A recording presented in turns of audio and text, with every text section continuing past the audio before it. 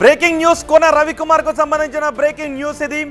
Principal Soumya తనపై చేసిన ఆరోపణలలో వాస్తవం లేదు అంటున్నారు ఎమ్మెల్యే కోన రవికుమార్.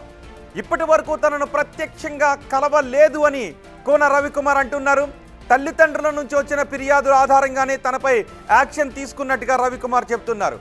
మహిళ అయినంత మాత్రాన ఎవరిపైన ఆరోపణలు చేస్తా అంటే కుదరదు అని రవికుమార్ అంటున్నారు. సౌమ్యపై పరువు నష్టం దావా వేస్తాను అని ఎమ్మెల్యే కోన రవికుమార్ అంటున్నారు. కోన రవికుమార్ మా ప్రతినిధితో బిగ్ టీవీతో మాట్లాడారు. బిగ్ టీవీ పాపన్న కోన రవికుమార్ ఏం మాట్లాడారో వివరిస్తారు. కోన రవికుమార్ మీద ఆరోపణలు చేస్తూ ప్రిన్సిపల్ సౌమ్య ఈరోజు సూసైడ్ అటెంప్ట్ చేసింది. దానికి సంబంధించి మాట్లాడడానికి మనతో పాటు ఎమ్మెల్యే రవికుమార్ గారు ఉన్నారు. సార్, 2 రోజుల నుంచి కూడా 2 రాష్ట్రాల్లో మీ వార్త ప్రధానంగా వినిపిస్తుంది. అసలు మీ పేరు చెప్తూ మీరు వేధింపులకే తను సూసైడ్ అటెంప్ట్ చేసిందంటూ కూడా ప్రిన్సిపల్ సౌమ్య చెప్తుంది. సార్, దాని గురించి ఏమంటారు? బిగ్ టీవీ వారికి అలాగే ప్రేక్షకులకి అందరికీ నమస్కారం. ఏదైతే మీరు ప్రశ్న అడిగారో ఆమెనే ఇంకో ప్రశ్న అడగాల్సింది. వేధింపులు లేకపోతే శారీరక ఇది మానసిక అని చెప్పి మాట్లాడుతున్నారు. ఏ రకమైన వేధింపులు చేశాము, ఎప్పుడు చేశాము అనేది మీరు అడగాలి కదా. మీ టీవీ వరకే చెప్తా ఉన్నాను, నేను మిమ్మల్నే ప్రశ్నిస్తూ ఉన్నాను. శారీరక వేధింపులు అన్నారు. అసలు ఎప్పుడు కలిసాము, ఎక్కడ కలిసాము, ఏ రూపంలో కలిసాము, ఎప్పుడు కలిసాము? అలానే మానసిక వేధింపులు అసలు ఎప్పుడైనా మాట్లాడాలిగా, మాట్లాడితే కదా. ఆమె పైన నాకు ప్రజల నుంచి పేరెంట్స్ నుంచి ఫిర్యాదులు వచ్చాయి. ఆమె పైన వచ్చినటువంటి ఫిర్యాదుల పైన నేను ప్రభుత్వానికి, జిల్లా కలెక్టర్ గారికి అలాగే ఎస్పీడీ గారికి ఆ ఫిర్యాదులను పంపించాను ఎంక్వైరీ చేయమని. వాళ్ళు విచారణ చేశారు. విచారణ చేసిలో ప్రైమా ఫేసీ చేసి ఆమె ట్రాన్స్ఫర్ చేశారు. ప్రైమా ఫేసీ ఉందని ట్రాన్స్ఫర్ చేశారు. కాబట్టి ఇది రవికుమార్ గారు చెప్తే చేశారు అనుకుంటే ఎట్లా? ప్రజలు ఇచ్చినటువంటి ఫిర్యాదులు, పేరెంట్స్ ఇచ్చినటువంటి ఫిర్యాదులు, ఆమె చాలా irresponsible and irregular and more fraudulent మేనర్లో స్కూలు నడుపుతూ ఉన్నారు. కాబట్టి తప్పనిసరిగా ప్రజలు ఇచ్చినటువంటి విజ్ఞప్తులని మేము అధికారులు పంపిస్తాం. నేను ఒక శాసనసభ్యుడిని.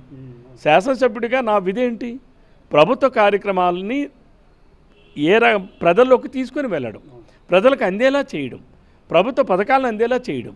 ఈరోజు పాఠశాలలు విధి నిర్వహణలో కూడా ఎలా జరుగుతుంది, ఏం జరుగుతున్నాయి, అడ్మిషన్స్ ఎలా ఉన్నాయి, లేకపోతే వాళ్ళకి సరైనటువంటి మెనూ ప్రకారం పెడుతున్నారా లేదా, పాఠశాల ఎన్విరాన్మెంట్ ఎలా ఉంది, ఇవన్నీ కూడా తెలుసుకోవాల్సినటువంటి అవసరం, బాధ్యత మా పైన ఉంది. ఈరోజు ఏదైనా అటువంటి ఫిర్యాదులు వచ్చాయి కాబట్టి ఆమె పైన నేను ప్రభుత్వానికి తెలియజేశా, విచారణ చేయండి. విచారణ చేసినంత మాత్రాన అది వాస్తవాలా కాదా అనేది విచారణ అధికారులు తేలుస్తారు, అది నేను కాదు. కానీ దాని గురించి నిరాధారమైనటువంటి ఆరోపణలు చేయడం, వైసీపీ వాళ్ళతోనో లేకపోతే ఇతర వ్యక్తులతోనో కుట్రల పన్ని తను రోజుకొక డ్రామా ఆడడం. ఈరోజు మీ మీడియా వాళ్ళు ఎవరో అడిగారు, రవికుమార్ గారు మరి మీకు ఎప్పుడైనా ప్రత్యక్షంగా ఎప్పుడు ఏ రోజు మాట్లాడలేదండి.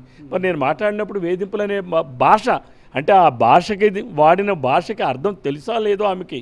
సార్, తను ప్రధానంగా ఏం చెప్తున్నారంటే మొన్న జూన్లో ప్రారంభమైన అడ్మిషన్స్ టైంలో మీరు ప్రత్యక్షంగా వారికి కాల్ చేసి కూడా ఆఫీస్కి పిలిపించుకున్నారు. రాత్రి 10 నుంచి 11 టైంలో ఏం అవసరం ఉంది నాతో అంటూ కూడా తను ప్రధానంగా ఆరోపణ చేసింది. సార్, నేను మళ్ళీ చెప్తున్నానండి, నిరాధారమైన ఆరోపణ. నేను ఎవరిని ఏ ఒక్క అధికారిని కూడా సాయంకాలం 7 తర్వాత ఎవరిని పిలిపించను. నేను ఎవరిని పిలిపించను. నాకు కొన్ని స్వీయ నియంత్రణలు ఉన్నాయి. నేను అసలు ఏ ఒక్కరిని కూడా నేను పిలిపించను. ఆమె చెబుతున్నట్టుగా 10:30కి 11కి అనేటటువంటిది ఆమెనే ఆధారం చూపించమనండి. ఆమెని ఏ రోజు వచ్చింది, ఎప్పుడు వచ్చింది, ఎక్కడికి వచ్చింది, అసలు రాకుండానే లేకుండానే నేను 10:30 వరకు ఉంచారు, 11 వరకు ఉంచారు అని అంటే మహిళ ఈ ఆరోపణలు చేస్తే, నిరాధార ఆరోపణలు చేస్తే నేను అంటే పురుషుడికి ఈ సమాజంలో రక్షణ లేదా?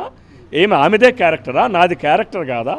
ఈరోజు నా క్యారెక్టర్ అసాసినేషన్ చేసి ఈరోజు ఈ సమాజంలో, సంఘంలో, ప్రభుత్వంలో అన్ని వర్గాల్లో కూడా నాకున్నటువంటి ప్రతిష్టని, గౌరవాన్ని దిగజార్చే విధంగా ఆమె చేసిన ఆరోపణల మీద నేనే రేపు తక్షణమే పోలీస్ స్టేషన్కి వెళ్ళి ఫిర్యాదు చేయబోతా ఉన్నాను.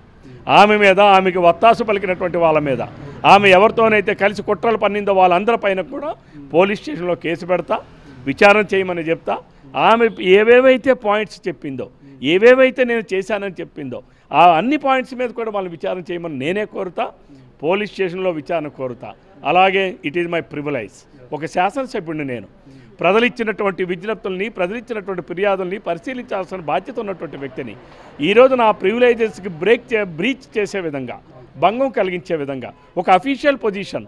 ఈరోజు నేను మాట్లాడుతుంది అక్కడ వ్యక్తి కాదు, ఒక ప్రిన్సిపాల్తో మాట్లాడుతున్నాను. ఆమె కులం ఏంటా, ఆమె జెండర్ ఏంటా అనేది నాకు అవసరం లేదు. ఆమె మహిళనా, లేకపోతే వితంతువునా, లేకపోతే ఆమె ఒంటరి మహిళనా, లేకపోతే ఆమె దళితురాలా, బీసీయా, ఓసీయా, లేకపోతే ఇంకోటి నాకు అవసరం లేదు. నేను అక్కడ మాట్లాడుతుంది చైర్, ప్రిన్సిపల్ చైర్తో మాట్లాడాను. నేను రివ్యూ చేసింది ప్రిన్సిపల్ చైర్తో రివ్యూ చేశాను, అఫీషియల్ పొజిషన్కి రివ్యూ చేశాను. అంతే తప్ప రివ్యూ కూడా ఎప్పుడు చేశాను తోటి ప్రిన్సిపల్స్ సమక్షంలో, వాళ్ళ ఏపీసీ జిల్లా అధికారి సమక్షంలో రివ్యూ చేశాను.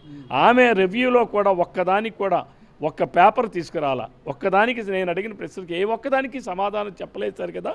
తిరిగి కేకలు వేసుకొని బిగ్గరగా అరుచుకుంటూ అరుపులరుస్తూ ఆమె లోపల ఏ రకంగా ప్రవర్తించిందో అక్కడ ఉన్న తమ తోటి ప్రిన్సిపాల్ని మీరు వెళ్ళి అడగండి మీడియా వాళ్ళని. సార్ ముఖ్యంగా ఏంటంటే ఇప్పుడు ఆమె ట్రాన్స్ఫర్ విషయంలో ప్రజల నుంచి వచ్చిన ఫిర్యాదుల కోసం చేశారా, లేదంటే మీరు చెప్పినట్టు వింటలేదంటూ మీరు ప్రతీకారం తీసుకోవడానికి చేశారు?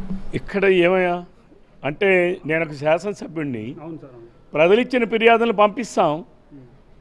ఆమె తప్పు అని తేల్చిన తర్వాత తప్పనిసరిగా అధికారులు చర్యలు తీసుకుంటారు. అయితే దానికి కక్ష అంటారా? అంటే నువ్వు పిల్లలకి పెట్టాల్సినటువంటి ప్రావిజన్స్ ఏవైతే ఉన్నాయో నిత్యావసర వస్తువుల్ని దారి మళ్ళిస్తే అది అంటే అక్కడ దళితుల పిల్లలకి తిండి పెట్టకపోయినా పర్వాలేదా?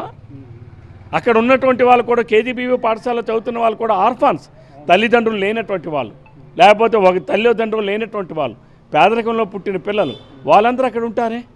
అంటే వాళ్ళకి తిండి పెట్టకుండా ఆమె అవన్నీ కూడా కైంకర్యం చేయొచ్చునా? అంటే తను కూడా ఒక దళిత స్త్రీనే, నన్ను దళితంగా కూడా నన్ను కులపరంగా కూడా నన్ను వేధించాడు అంటూ, మానసికంగా వేధించాడు అంటూ కూడా. కులపరంగా వేధించాలన్నారు నువ్వు చూపించు. అసలు ఎప్పుడు నేను మాట్లాడాను?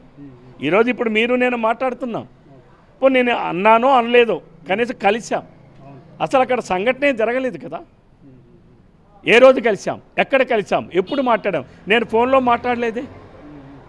నేను వీడియో కాన్ఫరెన్స్ తీసుకునేది కూడా 4 ప్రిన్సిపల్స్తో తీసుకున్నానే, అది కూడా 3 నిమిషాలు. కాబట్టి నిరాధారమైన ఆరోపణలు చేశారు కాబట్టి అవన్నీ కూడా ప్రూవ్ చేయమని, లేదా ఆమెను శిక్షించమని. తప్పనిసరిగా మగవాడికి, ఆడవాళ్ళకే కాదు క్యారెక్టర్ అనేది, మగవాడికి కూడా క్యారెక్టర్ ఉండాలి, అవసరం. ఈ సమాజంలో ఏ మగవాళ్ళకి రక్షణ లేదా? అంటే మగవాడికి క్యారెక్టర్ అక్కర్లేదా? ఆడవాళ్ళకే క్యారెక్టర్ ఉందా? ఈరోజు ఎంతోమంది మహిళలు మనం చూస్తున్నాం. ఈరోజు కిలాడి లాంటి లేడీలను చూస్తున్నాం చాలామందిని. ఈ ఆరోపణలు కూడా అవే కోవకు వస్తాయి. Thank you. అది తను ప్రజల నుంచి, పేరెంట్స్ నుంచి వచ్చిన ఫిర్యాదుతోటి మాత్రమే తన మీద రివ్యూ నిర్వహించి యాక్షన్ తీసుకోవడం జరిగింది. కానీ తనను ఇప్పటివరకు ఎప్పుడు కూడా ప్రత్యక్షంగా కలవలేదు. తను ఆరోపణ చేస్తున్నట్టు ఎటువంటి మానసికంగా, శారీరకంగా తనను ఎటువంటి ఇబ్బంది పెట్టలేనంటూ కూడా ఎమ్మెల్యే కూనా రవికుమార్ చెప్తున్నారు. ఆడవారికే కాదు, తన మీద ఆరోపణలు చేస్తున్న తన పైన నేను కేసు వేస్తానంటూ కూడా ఎమ్మెల్యే కూనా రవికుమార్ చెప్తున్నారు. వీడియో జర్నలిస్టు గౌరవ్తో ముగుల పాపన్న, బిగ్ టీవీ, హైదరాబాద్.